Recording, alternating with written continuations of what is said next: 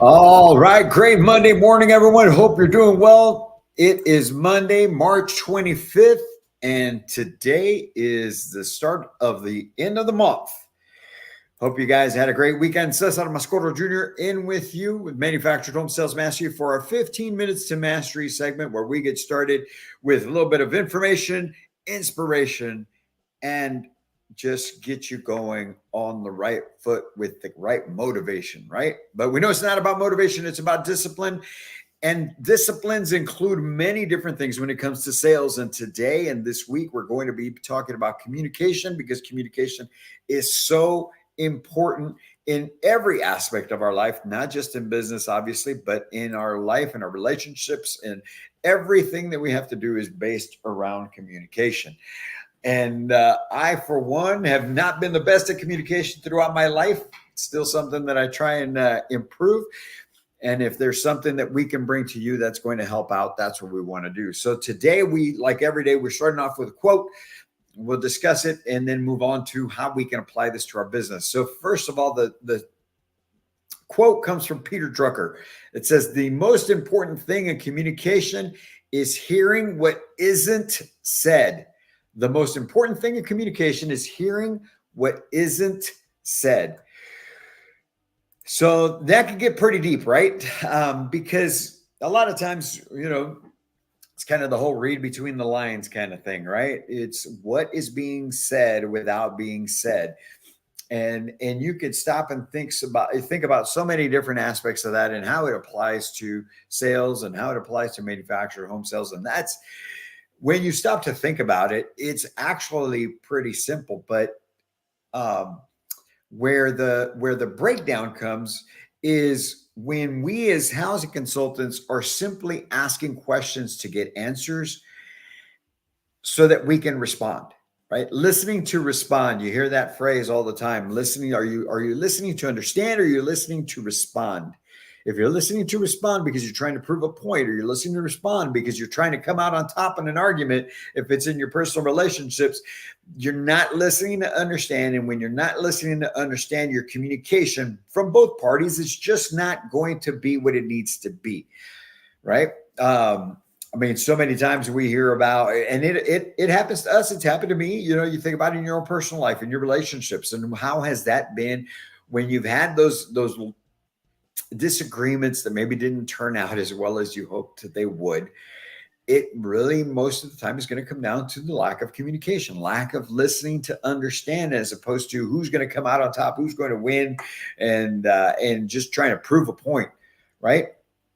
And so by doing that, you wind up selling yourself short. It can lead to a disagreement that lasts way longer than it should have. It never gets resolved, and even worse, it could lead to the point where that relationship, no matter what kind of relationship it is, winds up ending. And that's what we don't want, right? We don't want to have to end the relationship. We don't want to have to end the transaction because we're not understanding, we're not listening to understand, we're not doing our part when it comes to communicating, right? And so we're going to get into what the differences are between talking and communicating.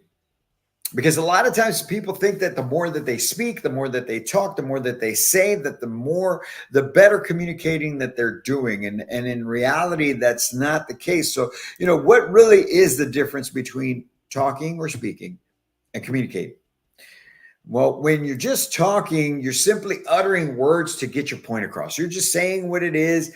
If you're in the middle of a sales presentation and you start talking about um, when a customer may bring up something that they're looking for in a home, or the reason that they haven't bought prior to, and you're just saying things to say things to make yourself sound important, sound good. What you're really speaking for yourself. It's like it says here, you're just uttering words to get the point across. Whereas in communication, and this is pretty long word here, it's understanding the needs and perspective of the person you're speaking to, and then ensuring that the information that you give is on point and understood. Okay. So what does that mean? That means that when we're speaking to somebody and we're listening, or they're speaking to us, we're listening to understand. We're listening to understand what the point is, what the problem is, how we can best help them. Because as Peter Drucker said, in what they tell us, they will, in the communication, whatever the customer is telling you, you will find the reason they're looking for a house, what they really need with regards to solving their housing problem, and most importantly, you'll find out what are the best ways to deal with them so that you end up solving the problem and being able to help them make a decision on buying a home today when they're in front of you. Because in everything they don't say, all of those three things are in that. What they don't tell you, the words they don't specifically come out and say, you can find the answer to those three things. Why they're needing a house, what they're needing in the house, and why that's important, and then how to best solve the problem. Or another way of putting that is how to sell them. Right? But remember, we don't sell homes, we solve problems. So that's why I say, in what they don't say, you will find out how to solve the problem. And when you solve the problem, you end up getting the sale of the home. So in the questions that we're asking, right, we talk about this all the time. Do not take surface level answers. How many times have you just been going through your interview and you get a response, you write it down, and you're moving right on to the next question? You're moving on to the next checklist item on your interview sheet, if you're even using an interview sheet, simply to get through that because you think that you're selling the home or that you're solving the problem out on the lot. And in reality, folks, that is not where we solve the problem.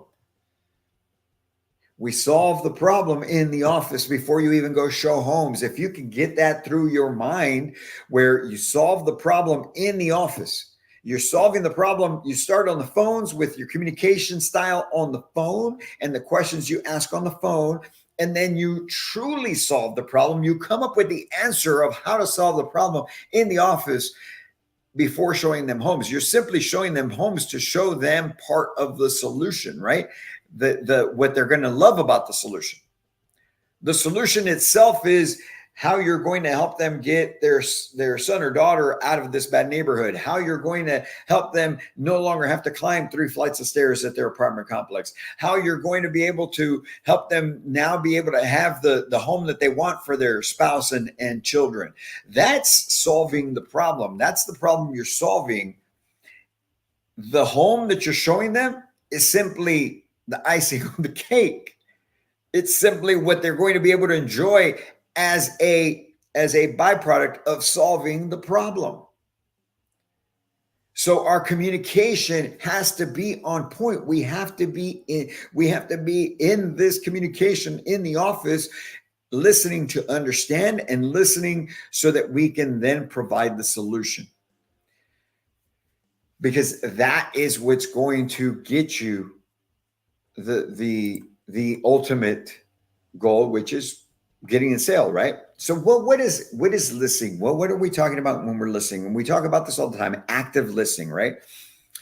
And so there's different things. You know, there was an article from Indeed that said that active listening is an extremely valuable skill in sales because it allows you to better understand a client's customer's needs, right? There's another article here that I want to share with you guys. 9 communication skills that are crucial to sales success. All right. Nonverbal communication. There we go. Body language, right? The body language is something you need to pay attention to because it can tell you a lot about the person that you're dealing with. And it can tell that person a lot about you. How are you sitting at your desk? Are you attentive when you're speaking to them? Or are you relaxed and laying back and with your chair all the way back? Or are you here on the desk really leaning up and taking your notes and speaking to them in an attentive manner? That body language is so very important. active listening, folks. Okay. Effective communication also means listening. It goes on to say many sales and marketing people forget to listen. You have to listen to the needs and wants of your prospect, right? Sure, you can try to sell them anything, but if they don't need it or want it, you're wasting both of your time. Now, we know that everyone who comes onto the sales lot either wants a house or needs a house, right? They want to buy or they think they can buy.